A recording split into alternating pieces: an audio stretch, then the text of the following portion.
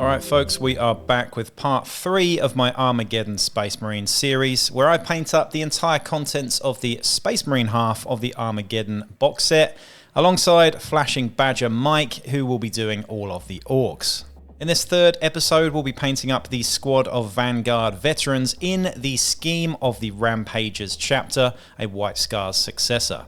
This scheme would be ideal if you are doing Blood Angels or any other red armor too, and it's pretty easy and effective to achieve. I've done a little bit of kit bashing with these guys, adding a few extra weapons in just for some variety. I've also added lots of different helmet marks in here as well. I then primed all 5 of these miniatures with a Chaos Black spray. First things first, we have separated the helmets only, and we have primed these all with Wraithbone spray. I'm going to go in with a mixture of Apothecary White and Skeleton Horde to make a dirty white sort of contrast paint on the helmets now.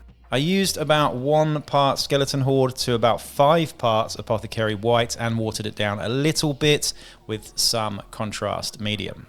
Don't want ultra clean white in this instance because we're going with a fairly dirty, rugged red scheme for these Rampagers.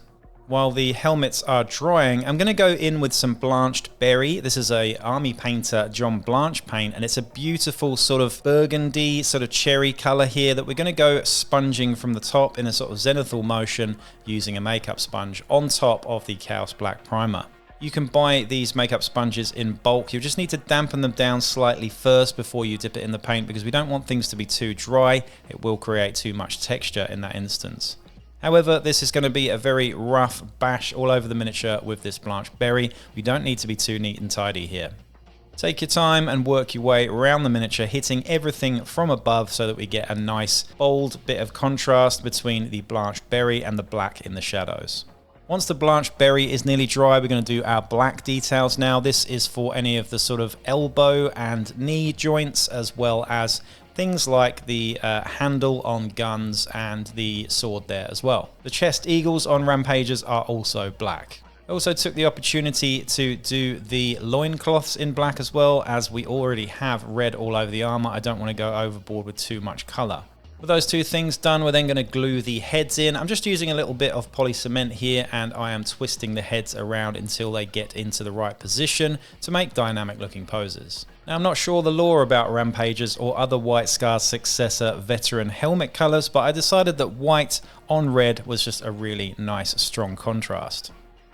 And it also ties into my captain being a full White Scar. For any leathers, we're going to be using Rhinox hide just to block these out, a nice chocolatey dark brown. For any of the silver metallics, we're now using Heavy Metal by Army Painter, and this is just for the barrel of the pistol and the bionic arm in this instance, which, by the way, was from one of the Red Corsair kits. And now to the main event, the red armor. I'm going to go straight up to a very bright red here. You could use any red here, but I'm using a combination of Wild Rider red and one of the other reds from Citadel here, just to build up a nice red with a stippling motion and an old brush. I find that stippling just adds lots and lots of texture and just starts building things up in a worn and rugged way. Now, you might think at first that this is too bright to go from Blanched Berry all the way up to this red, but by the end, things do really start to work out. Take your time, use the small brush like a tattoo gun, and just dots and dots and dots all over the miniature. Making sure to catch the raised areas, but try not to get too much paint into the recesses. You can do this in parts, but just don't go crazy because you don't want the recesses to be too bright. Now that that red layer has dried, you can see that the effect is pretty striking already. However, things are looking a bit too rugged and dirty at this point, so we're going to take an even brighter red now and just sort of edge highlight any of those most raised edges. This kind of cleans up the armor and just makes things look a bit more complete. Again, take your time, use a small brush here and just catch those most raised of edges on the miniature. Onto some decals for the pauldrons now. We're going to be using Micro Set first to lay down a layer and then put our transfers on over the top. Micro Set is the adhesive that binds the transfer to the model. I'm not actually using a varnish in this instance, but we are going to be using a varnish after this just to matte things down a bit. But just take your time, make sure you get the transfer into the right position, and then just leave it to dry. Don't worry about creases because that is what Micro Sol is for. Earlier on, I masked out the purity seals with the same Wraithbone off the helmet, and now I'm going to use Skeleton Horde over those bits. Things are looking pretty good at this point. We're now going to do some of the gold details, and this is Emperor Gold by Army Painter, just on any of the trinkets and iconography on the model, especially around the belt here. These veterans have a few gold details. I'm also doing the pommel and the sort of guard on the swords as well, and any chains that you might see around the model.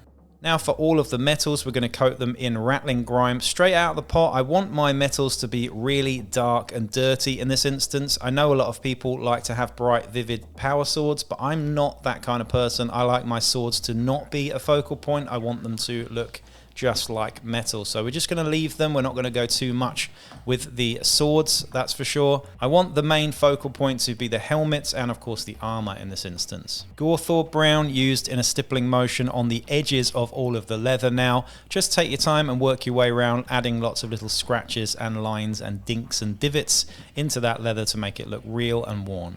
Things are looking pretty good at this point. We're then going to go in with some white scar and just do an edge highlight on all of the helmet details here. Again, just use a small brush and just work your way around very carefully, adding this white just to those most prominent of edges. For all of the gold details, we're then hitting it with Sycorax bronze as a highlight just to finish it off. This really makes the gold pop. With all of the model dry and the decals done too, we're now going to go in for the weathering stage finally, and this is going to be an all-over oil wash with a mixture of burnt umber and black here, about 2 parts of the burnt umber to 1 part black. We're then going to go in afterwards and clean up any of it with the reductive technique using some makeup sticks and some clean, odorless mineral spirits. And there we have it, the same base that we did on our other squads here. If you want to go and check out how I did these icy snowy bases using eggshell from breakfast actually, go and check out the other 2 videos. I've also done some shorts on this as well. I really do think that the cold, snowy bases really do work well with this warm, vivid red armor. But anyway, what do you think? Let me know in the comments. This was super easy to achieve. Not much effort went into these guys, and they do look really striking and pop on the tabletop really nicely. I'm really happy with where this army has gone, and this squad in particular looks really good next to the other 2 squads. I'll be moving on to the captain and all of the characters as well as the land speeder next. I probably won't do a full video on those guys, but you'll be able to see the entire army in full very soon. So stay tuned for that. In the meantime, please do like, share, subscribe, and check out the Patreon as well, and I'll be back with another video real soon. Thanks for watching.